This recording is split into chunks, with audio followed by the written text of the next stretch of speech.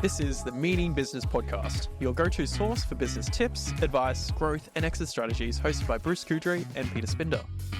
Each episode, we bring you real stories, expert insights, and practical advice to help you succeed in today's market. Let's dive in.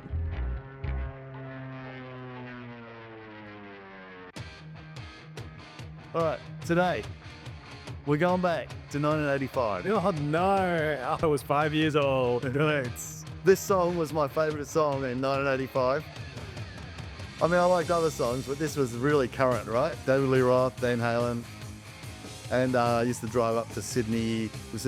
We're back in Wollongong, right? It's 1984. No. 1985, okay?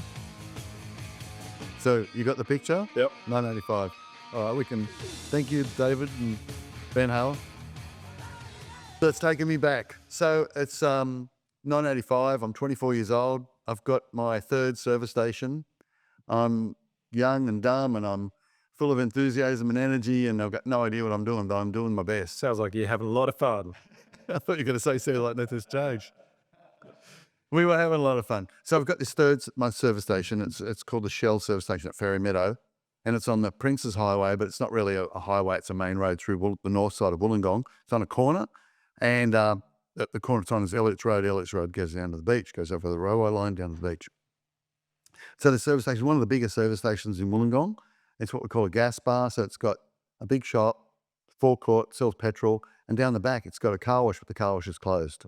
And the car wash has been closed because it's going to cost too much to fix it. In the old days, when the service station was built in the 70s, they used to give away free car washes when you filled up, or $20 worth of fuel or something. So that's my business, and it's my third servo, and here I am going hard. And this guy named Mike Mitchell, born in Tasmania, was a Shell regional manager, and he was a high D, you know what I mean? Loud talking, fearful sort of guy, dominant guy. Smokes those thin cigars, which are very cool in the 80s.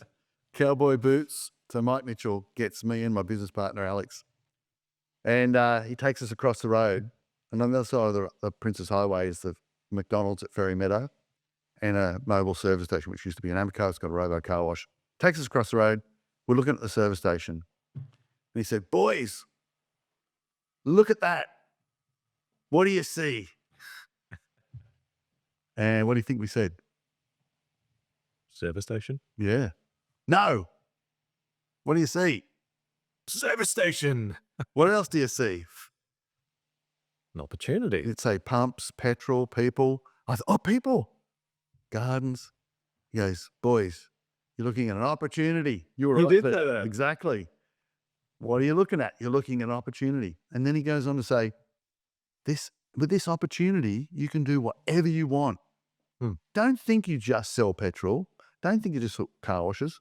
What can you do here? That's how you got to approach this business. Look at it as an opportunity. That changed my life. That is so powerful. Because all of a sudden, we're like, what can we do here? It was so powerful. What can we do? We're like, oh, we're near the beach. What do people need to get on their way to the beach? Or sunblock. Umbrellas. We started selling beach umbrellas. Sold hundreds of them. At Christmas time, we sold Christmas trees. We'd sold barbecue heat beads, anything for the beach. We were near the railway station, so we thought, oh, people go onto the train, they want to buy magazines. So we're selling magazines. We're selling so many magazines, the newsagent who supplied us used to come every morning and restock the magazines. But it was the right mindset for us. We had trailer hire there, so we added car rental, and that grew into a thrifty car rental. We bought 4 cars and ended up with 65 cars and 14 trucks and a depot, and that took a life of its own. But the thing is that little moment where Mike Mitchell said to me in 1985, "What do you see? It's an opportunity," and that seed started to grow. And I think with business owners, we need to look at what we've got as an opportunity and what can we do with it. That's where innovation comes from. Interesting. So what you're actually describing is they're the foundations of entrepreneurship. The foundations of entrepreneurship is to look at a business and to see those opportunities, not to see the challenges as challenges, but to go, okay, I've got these challenges, but you know what? They're actually really good opportunities. Yeah. And understanding that what you're doing today isn't necessarily what you're going to do tomorrow. It's not the same thing that you're going to do in a year's time. Being willing to experiment and throw the dice and go, okay, sure, let's do umbrellas. Let's do this. Let's do that Yeah. and see what happens. And Yeah. bottled water. I mean, I love that story of yours with the bottled water. You should share that again because that, Oh, all right, we will in a minute. But yeah, but opportunities without limitation. So we're so used to in business having limitations. In 1985, Shell, my dealership was not a franchise. In 87, it became a franchise. And one of the things that happened with a franchise was, and I'm not anti-franchising by any means, what happened was it put limitations on what you could do because everyone had to do the same thing, had to wear the same clothes, walk the same way, sell the same stuff. But prior to that, we could do anything, and we should have done anything. Gas bottles. We put 3 vacuum cleaners down the side, gone and operated vacuum cleaners. Those vacuum cleaners were working 24/7. But taking the limitation out of your thinking, which happened to me accidentally, I wasn't a genius. He just flicked a switch and made us say, realize you can do anything. Yep. And I think so many of us think, I'm a butcher, I sell meat. that's right. And that's what I do. Well, what else can you do? What do you see here? What are you looking at? You're not looking at a butcher shop, you're looking at an opportunity. So in our world, in business, it's not just what you're doing, that's what you're looking at, where the opportunity is there. The opportunity might be to treat your employees differently or hire different people or treat your customers differently. Remember that old customers are more important than new customers. So what are you looking at with customer database? An opportunity. What's your opportunity with the customer database? So by taking that mindset of what are you looking at? What is this business? It's an opportunity. What's within that business? What opportunity exists in the stock? What opportunity exists with the staff? What opportunity exists everywhere? Leverage what you have and leverage your opportunities. Love it. So walk around looking for opportunity. Yep. And it reminds me, and I'm hoping that people who are in business or work in a business suddenly, or not suddenly, but can apply this opportunity mentality to what they're doing, because doors open. You'll see things differently. Big time. Big Doesn't time. matter what you do. I must admit, I've been living that opportunity sort of mindset since day one of being an entrepreneur. And that's actually how I ended up in the world of business. You see an opportunity and I thought, okay, well, no one's doing it, so I might as well give it a go. And then along the way, since starting in 1999, 25 years, and the journey, that's why I've sort of gone zigzag in different products and different things, because you see an opportunity and you go, okay, well, I've got to follow the market where I can make money if that's what I'm in business for. That's what I've got to do. And in fact, when I started consulting this is what, 12 years ago, 13 years ago now, a year after starting, and you know the story, I started a digital agency. And the reason that was started was because my clients kept getting burned by other agencies. And I thought, okay, well, stuff it. Clearly, there's an opportunity here. I started another business and we started developing websites and building applications and digital marketing and all that sort of stuff. And before I knew it, that business actually overtook revenue-wise and growth-wise what I was doing in consulting. So, weird and wonderful ways that we shape Yeah. our businesses. And in fact, the thing with that business was that we then leveraged the people in that business and leveraged them back into the consulting space. So you had professionals who were developing websites who then became so good at their craft that they actually became consultants, advisors in the consulting space. So like you said, it's not just about chasing new things externally, but it's about looking at your internals and going, okay, how can I use what I've got in a different way? Yeah.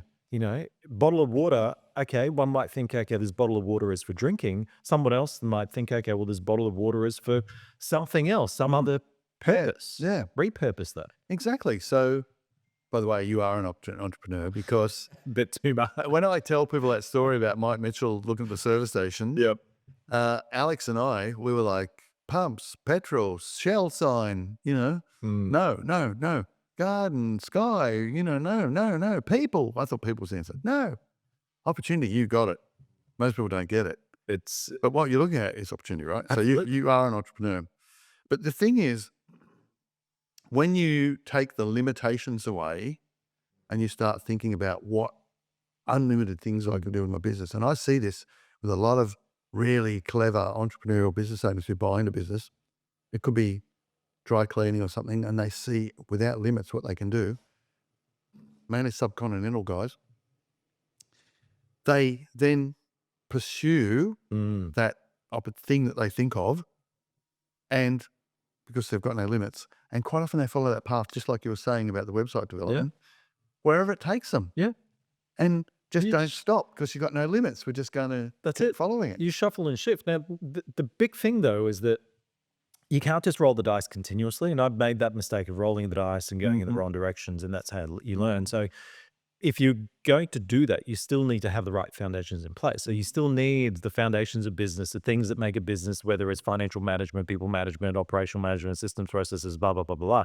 All of those need to be really, really solid in order for the opportunistic move to pay off. But if you do have that and you chase the opportunity, you can pretty much guarantee that one of those will work and one of those will take you in a unique, different direction where you're going to carve out your own niche, or you might actually completely pivot the entire organization and you're a service station 1 year, next year you're whatever it might be, a car detailing business. Which we became. And I wrote a note here, Nokia, and actually I'm going to double check my facts here, but I believe when Nokia first started, Nokia came out of the timber industry. I'm fairly certain. We're going to, Jay, would you mind Googling this one? Just have a look. Norway? Nokia, Finland? Norway. Finland, I think. Anyway, yeah. But yeah, we'll find out. We've got Jay here. He'll sort of do a bit of a fact check on this one. But fairly certain Nokia came out of the timber industry or something like that. And it just evolved, shifted and shuffled. Yeah, so from here it says Nokia's history dates from 1865, when mining engineer Frederick Edestrom established a pulp mill on the shores of, I can't pronounce that town, but it was in Finland. Yeah. There you go. So timber in Finland. Yeah. And so what was that? 1865. 1865. Okay. You got the fact checker. You don't check any other facts we won't. Exactly. But I mean, isn't that incredible? And so if you ask people, Nokia, okay, tell me about Nokia, what are they going to say? Yep. Mobile phone. Absolutely. What on earth does a timber pulp mill have got to do with Getting the phones. getting in the phones? What it's got to do with is the fact that it's an opportunity. It's the fact that we've evolved. Now, sometimes though, that evolution is a little bit more micro. So if we take McDonald's, which we've spoken about a few times. Many times. In fact. So McDonald's started off as a burger chain, and we know the story, and you can watch the movie about and read about that as well. But if you look at McDonald's, in essence, McDonald's is still a burger chain, but they have continuously grabbed hold of micro opportunities internally, whether it's the salads, whether it's the kids' meals, whether it's this, that, and the other, shifting and shaping and morphing, never ever staying static, even though they've stuck true to their core to an extent. So opportunity, like we said, could be a complete radical shift, but it could be the internal where you go, okay, every year we're going to do changes. We're going to shuffle things around. We're going to use things differently. So you started to say, I think, a minute ago, that can be a risk with just running off down these paths without sort of contemplating or thinking about it first. That's true. So I would say, but I also think sometimes There's always that but, isn't it? You just got to do it. go with it, you know. Sometimes you just got to use that. Sometimes. That So you're instinct. going to make mistakes. Absolutely. You know, the idea of, I'll come into the water in a minute, but some of the things that I've done, we've all done in business, you know, you shouldn't have done that. But it's like Edison. If you don't try all these different things that don't work, you don't get to the thing that does work. Correct. I never thought that I'd end up owning a car rental franchise of having 130 people working for us in a car detailing business, or How old were you at that time with the 100? 29, 26. That's incredible. It's so fun Yeah. to be able to pull that off, starting from nothing to get to that point. And it's phenomenal. Yeah. It was weird, but it was good. But the ideal situation is, you know, in the benefit of hindsight, going back to my 25-year-old self standing on the footpath now and say, go for it, guys. Do whatever you can. But before you decide to sell Christmas trees or put car rental in, why don't we think about it and create a business plan, figure out what the market is, what price point we want to be at, how we're going to buy these cars, how we're going to rent them, who's going to be the market. Because I did let those things take a life of their own. And to some degree, that's not a bad thing, but definitely would have been way better had we planned our situation and had a what if plan B, you know.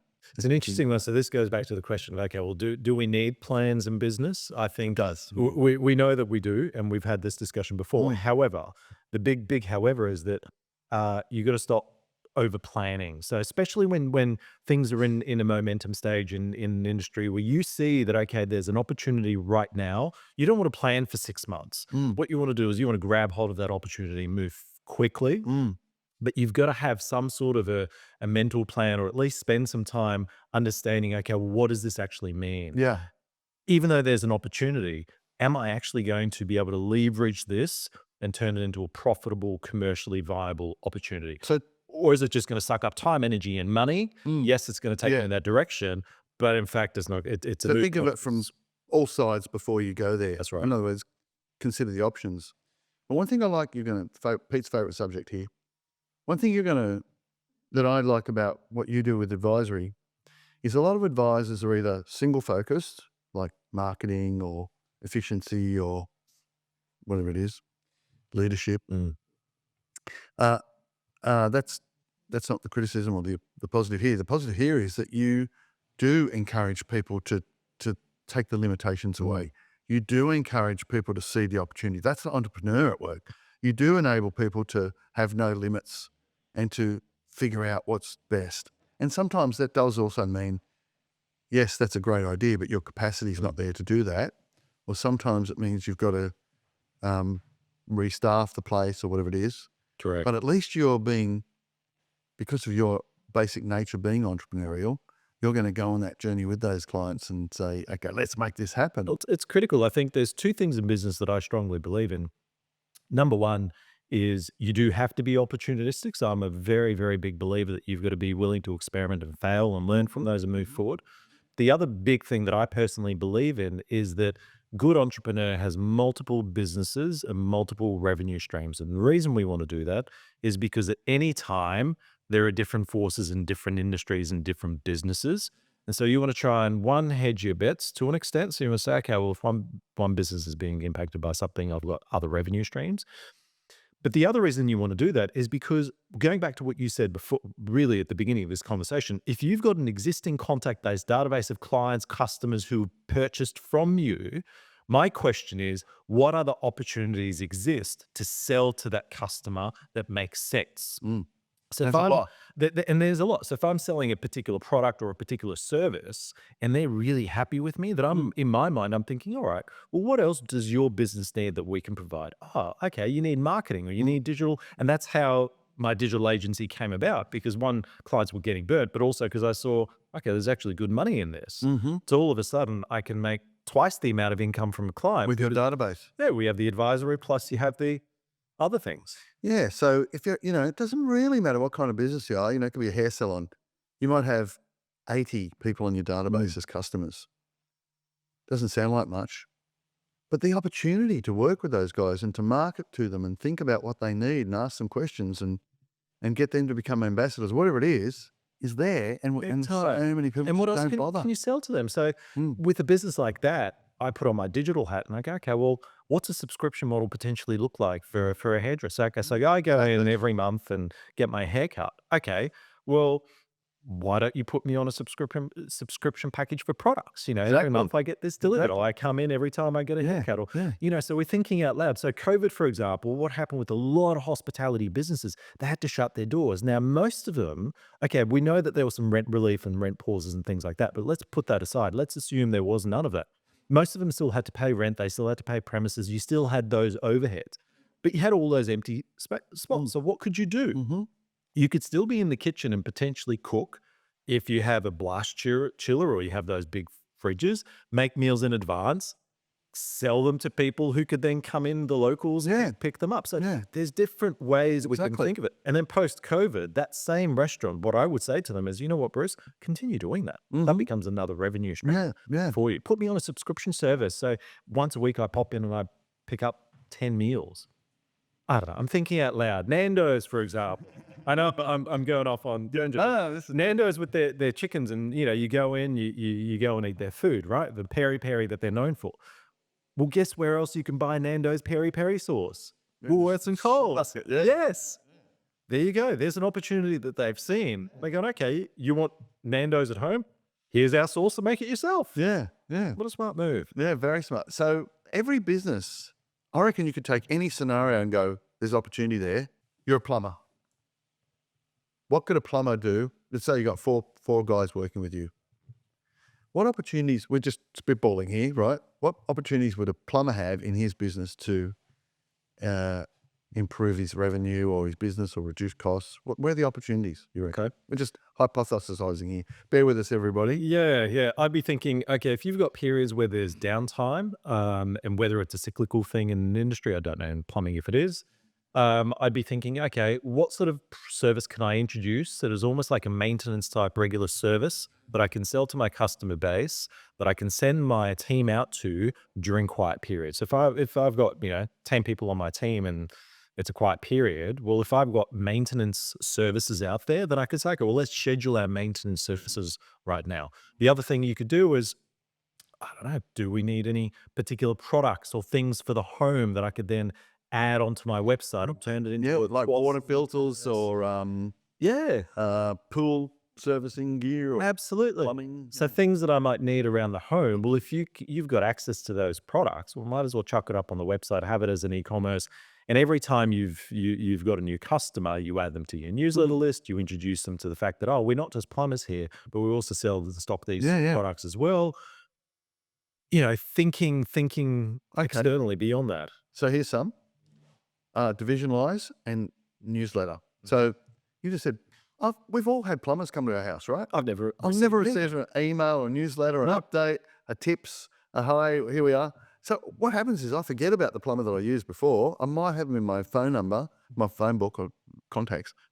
So I'll ring them and I think, oh, who are they? What do they do? But if I got that email or reminder, I reckon I wouldn't be disappointed to get it all. That's first. But I think divisionalized, you could say, all right, we're going to have a commercial division, does buildings. We're going to have a maintenance division, a 24-hour service division. You don't have to do that, but you could, by divisionalizing your business, it enables the client to sort of go, oh, you've got those services, then you can market down those channels. I personally think that the 24/7 call-out service, like making that aware, is a really good thing, and just doing it within regions. Especially if you can shuffle people from one division to another, if they're multi-skilled. The division thing is the facade, isn't it? Behind the facade, everyone's working everywhere. Yeah. And then the other thing you could do is ramp up your customer service. So for example, if you're a plumber and you've just come out and you fixed whatever it might be that you fixed, wouldn't it be amazing if the next day I get a phone call, not from the plumber, but from someone saying, hi Pete, it's Mary here, John here, just checking in. How's the tap going? Are you happy with everything? Are you happy with the et cetera, et cetera? Listen, Pete, if you're really happy with it, just going to send you a text. Could you click that link and if you wouldn't mind, give us a really good Google rating? Those sort of things where you can amp it up from the marketing and communications point of view. I don't mind. I like it. Take advantage of the momentum. Anything you buy, if you get a follow-up phone call, it's fantastic. Here's one. What about being proactive? You go to your neighborhood and you say, did you know, little marketing thing, did you know that every year so many litres of water go through your taps through leaky washers and so on? Would you like a free inspection? And we'll come through and test. Something like that. Or, we can have a look at your toilet and you're flushing too much water, or, the washing machine's using too much. Those sorts of I'm just spitballing here and just throwing ideas out there. The point is, I think, if we've exhausted the plumbing thing now, the point is that if we take that approach to our business, whatever we do, there's usually opportunities and they can be exciting, and it makes owning the business a lot more fun. And then you can weigh up the options. Is this going to work? Get some advice maybe, to your accountant or your lawyer. What do you think about this idea, or marketing people?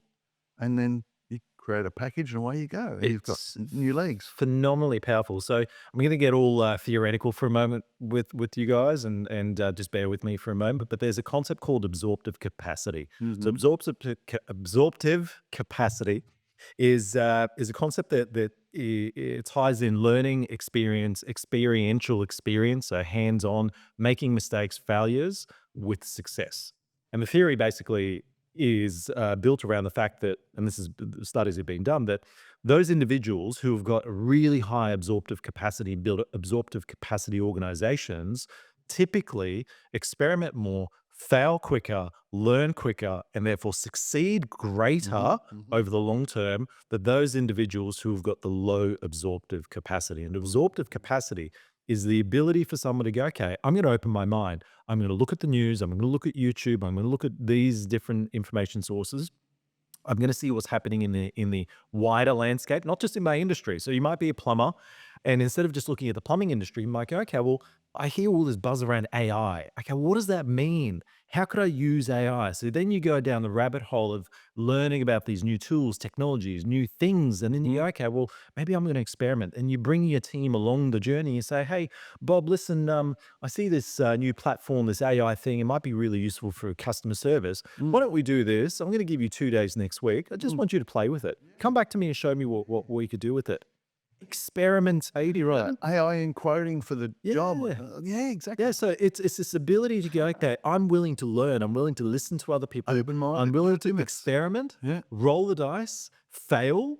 And failure is the cause of all learning and all lessons. You can't learn without failing. That's why at school, kids should be taught failing is good. Absolutely. Don't be afraid of failing. That's why I have an issue with this thing where, Fail. you have 50 kids run a marathon and then everyone gets an award. Okay, I get it. But at the same time, part of me is like, well, hang on a second. What did you just teach them about life? Can't we just have a situation where you're the top 3 and we celebrate the winners? And you know what, everyone else, sorry, you want to succeed? Try a bit harder. I'm sorry, this might sound a bit harsh, but listen, life is harsh. Same as in business, Don't expect the handouts in business. No. Every winner child does not get a prize. Correct. You gotta work for it. Watch Sprint. We've talked about this before. Watch Sprint on Netflix. Really amazing series. We're watching it with the kids now, second time round, to see what lessons you can learn from the top sprinters, athletes of the world. And I can guarantee you will be able to apply that in business and realize that you have to make mistakes. And not just you. So forget the business owner. Mistakes are fine, yeah. We want you to encourage your team members to experiment and make mistakes. Don't chastise them for that. That's right. Have a go. Yeah. Have a go. And then that's where opportunities often come. Because let's put it another way. If you've got a team of, say, 30 people, right? What do you spend a lot of your time? Often you're in the office. Often you're doing all the managerial stuff. Who's dealing with the front-facing customers? Quite often, it's the admin person, the receptionist, the people making the bookings, the coordinations. They're the ones at the coalface. They're the ones that hear what's happening out there in the customer space. So shouldn't we be thinking they're the ones that we should be really listening to a business? So giving them the opportunity to experiment and say, hey, listen, if you're dealing with customers, I want to hear. What are they saying? Yeah, so we've got to open our minds and our ears and listen to what everyone's telling us and use that. I love Undercover Boss. That is one of my favorite series out there. I know there's a bit of gimmick. Watch a lot of TV. Gimmick. Watch documentaries. But it's one of those things where, I don't know if anyone's seen it, but you go on, it's the Undercover Boss, and it's amazing what they uncover being undercover. Yeah. Something that's gimmicky. Yeah, no. But it's about putting yourself out there as a business owner and recognizing we don't know it all. But bad employees, staff, workers, co-workers, contractors are not going to do that if they're feeling like they're listened to and a valued part of the company generally. 100%. I mean, we talked about psychological safety in a couple of episodes ago, and the researcher Amy Edmondson, this is where the concept plays a critical role, and she's done the research, and you can read the papers on it, how impactful and powerful it is when people in an organization have the ability to fail, have the ability to experiment and not get chastised, who have the ability to go to the boss and say, Bruce, listen, I've got an idea. I know we've been doing this way for the past 5 years, but have you thought about this? What do you think of this? I've just been thinking about it. Would you mind giving me a day or so I can experiment with it? How powerful is that? Rather than saying, I'm the boss and I know better than you. That's the way we've always done it. That's right. So terrible words. Yeah, so I think we're finished, right? We're wrapping up. So, you can go next. My takeaway is every business has opportunity, unlimited opportunity. So don't put limits on yourself. No limits. Just look for opportunity and then figure out whether you should go down that path or not. 100%. Then my thing is experiment, fail, learn from mistakes, keep going and embrace it all. It's part of the journey if you want to be the mistakes. successful. And on that note, Let's fade out with some Van Halen. Rock on, everybody. Rock on. Thanks, everyone.